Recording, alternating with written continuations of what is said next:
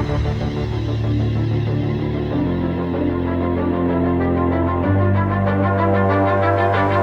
Audio Jungle. Audio Jungle.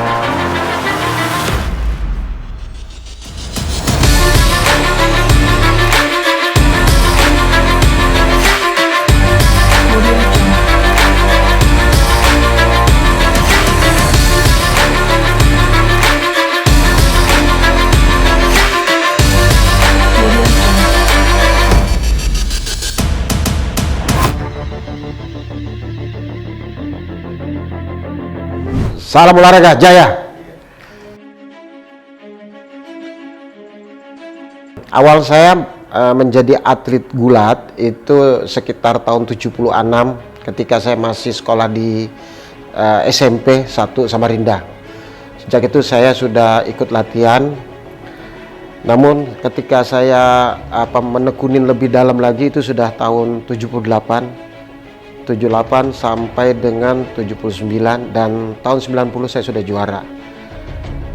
Puncaknya saya juara di nasional itu di PON sejak tahun 89 sampai dengan tahun 2000 saya berhasil juara PON berturut-turut selama 4 kali.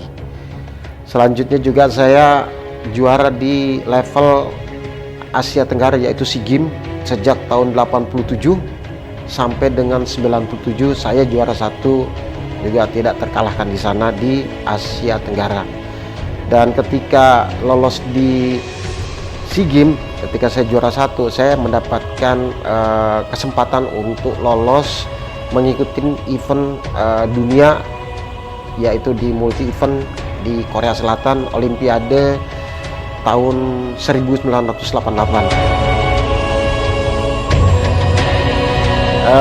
Saya pensiun tahun 2000 karena memang selain saya sebagai atlet, saya sudah merintis sejak saya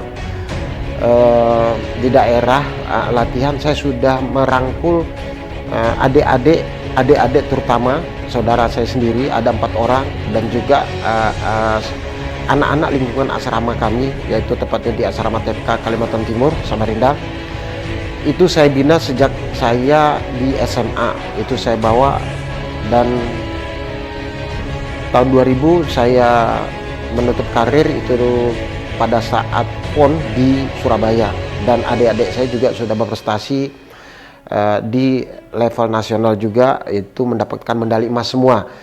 Sehingga tahun 2000 itu saya memutuskan untuk istirahat dan saya fokus untuk melatih.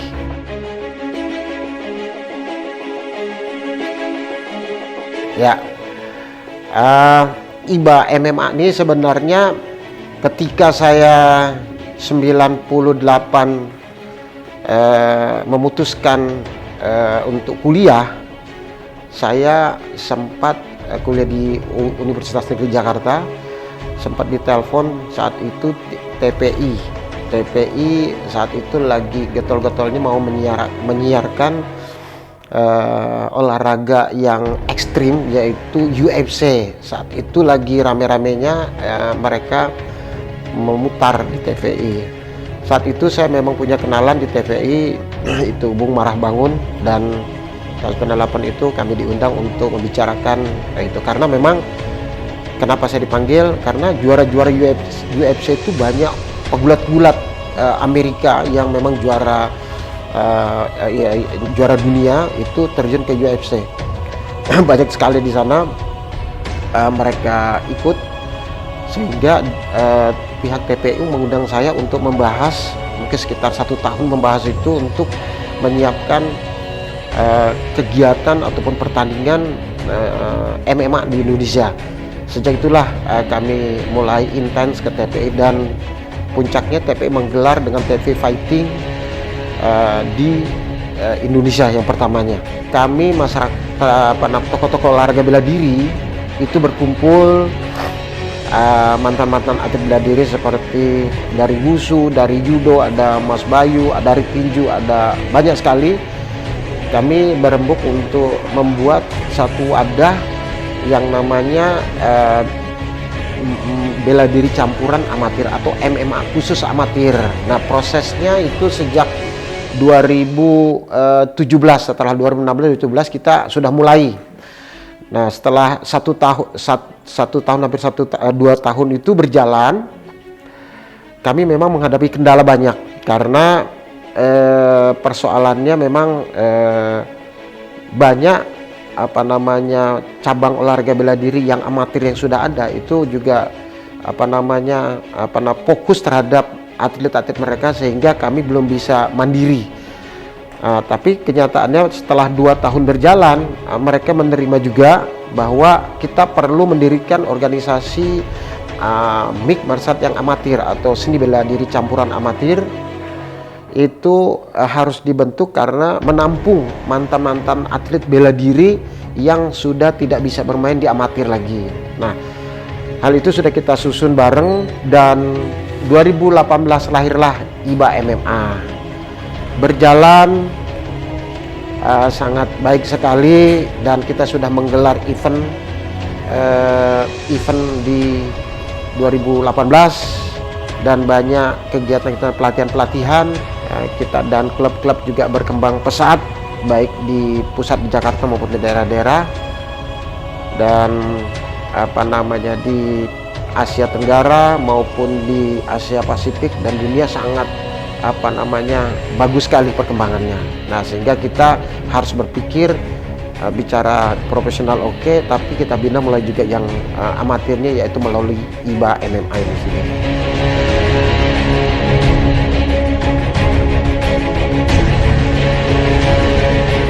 Ya,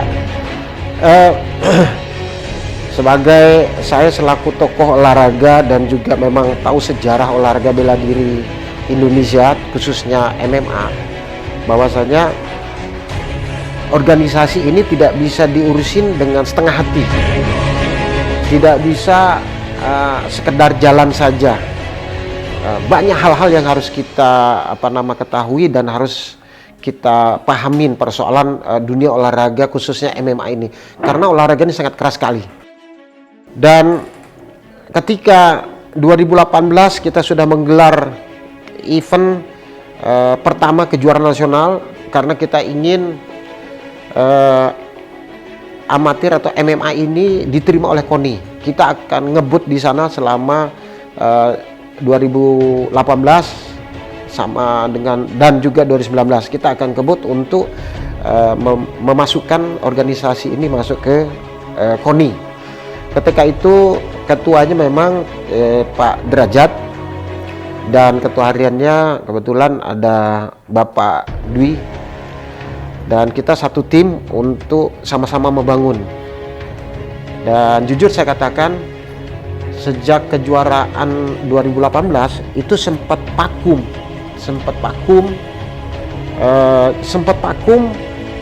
secara organisasi tidak berjalan dengan baik. Setelah kejuaraan itu saya lihat banyak masalah-masalah di dalam, ya sebenarnya masalah organisasi.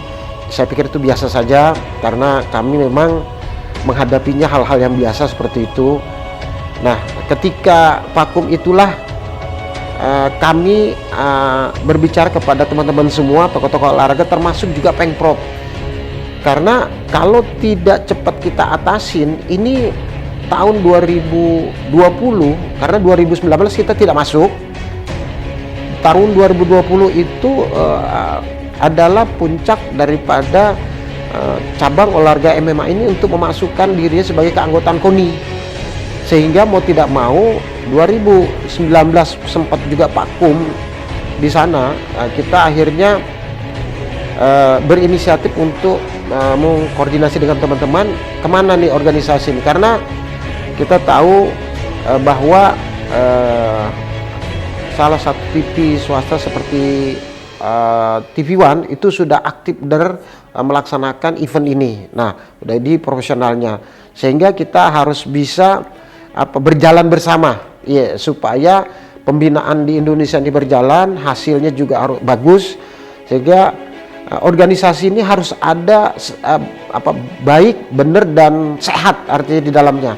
Sehingga kita butuh figur ketua yang memang betul-betul bisa membawa IBA MMA ini masuk ke anggotaan KONI. Karena dengan masuknya ke anggotaan KONI kita, pembinaan akan bisa lancar ke daerah-daerah Pak.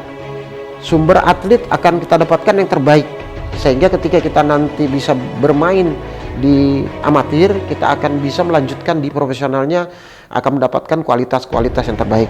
Nah, sejak itulah teman-teman berinisiatif untuk mengadakan rapat yang namanya rapat tahunan, dan kita juga konsultasi selalu kepada pihak KONI pusat untuk jalan keluarnya bagaimana, karena kalau kita lambat tahun 2020 ini akan sirna. Kita akan kembali 4 tahun berikutnya, karena kita sasarannya adalah PON ke PON kalau di amatir. Sejak itulah kita sudah diskusikan bahwa kita harus punya ketua atau orang tua yang bisa membimbing kami semua ke daerah-daerah. Akhirnya kita lakukan yang namanya rapat nasional, Rakernas, rapat kerja nasional, itu tepatnya di bulan Juli tanggal 219, karena bulan Agustus kita akan menyelenggarakan mengikuti RAT KONI pusat. Nah, setelah 2029 Juli kita mengadakan RAT, timbullah teman-teman usulan untuk mengadakan musyawarah luar biasa, karena kalau tidak ada ketua, secara otomatis organisasi ini akan tidak diakui keanggotaannya oleh KONI pusat, sehingga kita sepakat harus cari ketua baru, karena kita berkomunikasi dengan ketua lama yaitu Bapak Derajat, tidak bisa berkomunikasi. Kita beberapa waktu cukup panjang kita komunikasi, tidak ada respon, sehingga teman-teman di kepengurusan ini ke KONI pusat untuk minta arahan. Sempat 2 kali ketemu dan respon KONI pusat sangat baik sekali. Di sana langsung diwakili oleh bidang organisasi, dan akhirnya kita menyelenggarakan setelah rapat anggota tahunan atau Rakernas kami di IBA MMA yang kedua, kita akan berlanjut ke membuat yang namanya mencari ketua baru dengan menggelar musyawarah luar biasa, mencari figur. Karena kenapa kami lakukan ini? Kami ingin menyelamatkan organisasi ini. Tujuan kami ingin menyelamatkan organisasi IBA MMA supaya diakui KONI, dan kami butuh ketua. Dan ini real saja, dan kami real kami lakukan karena kasihan teman-teman di daerah yang sudah membangun 26 provinsi sudah ada terbentuk. Kalau ini dibiarkan, ini akan tidak diakui, akan matilah pembinaan. Nah, sehingga mau tidak mau kami harus ada nahkodanya, ketuanya. Nah, saat itu teman-teman sepakat, Parsma Purnawiran Insinyur Dwi Badarmanto yang selama ini juga sama-sama jadi pengurus, beliaulah kami angkat. Kami sepakat semua, kalau ini tidak kita laksanakan, resikonya nanti KONI tidak mengakui organisasi. Sirnalah itu.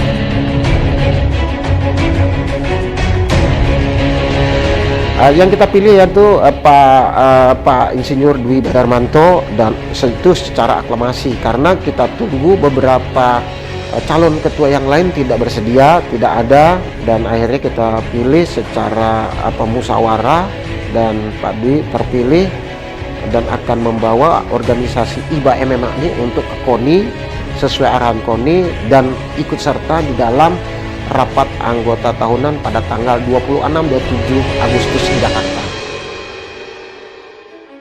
Alhamdulillah, berkat perjuangan teman-teman dan Pak Dwi, IBA MMA sudah diakui keanggotaannya penuh oleh KONI pusat, dan itu sudah berjalan ke daerah untuk berkoordinasi membentuk pengprov atau membenahi pengprov, dan sudah ada 26 pengprov yang sudah resmi, dan ada sekitar 5 lagi yang lagi proses.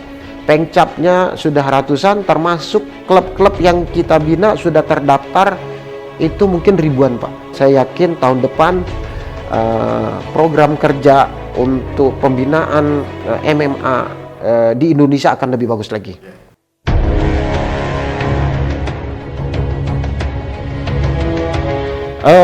Melalui RAT dan musyawarah luar biasa itu total sekali Pak, karena kita tidak bisa main-main ngurusin olahraga ini Pak. Artinya tidak setengah hati. Kalau pusatnya sudah kuat organisasi, saya yakin di daerah juga akan kuat. Nah, jadi terpilihnya Bapak secara aklamasi itu memang itu berdasarkan musyawarah mufakat se-Indonesia dari Sabang sampai Merauke, dan itu sangat sejarah sekali di Indonesia, Pak, bahwa MMA di Indonesia itu sudah diakui oleh Koni Pusat itu sangat luar biasa sekali, Pak. Gitu loh. Itu kebanggaan dan kesenangan dari kami di daerah bahwa MMA amatir melalui Pak Dwi Badarmanto sudah diterima, dan kita langsung menyaksikan se-Indonesia di TV penyerahan petaka, dan itu sudah legalitasnya sudah kuat sekali, Bapak.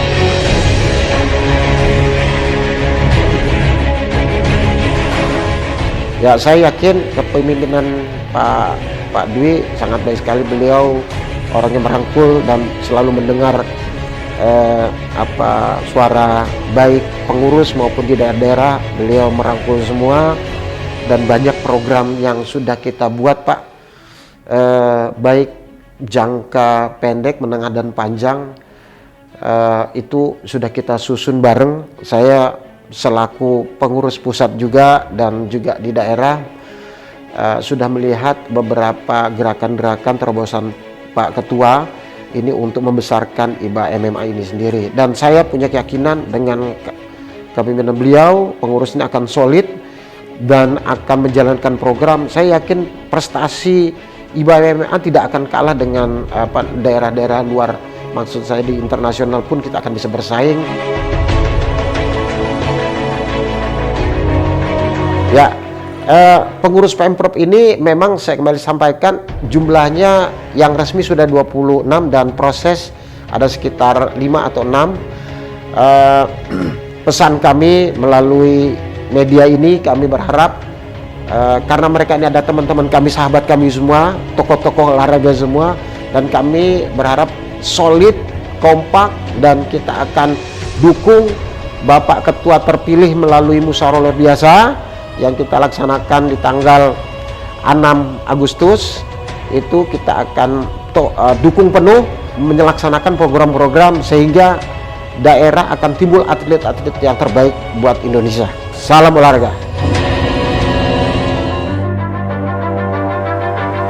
Audio Jungle.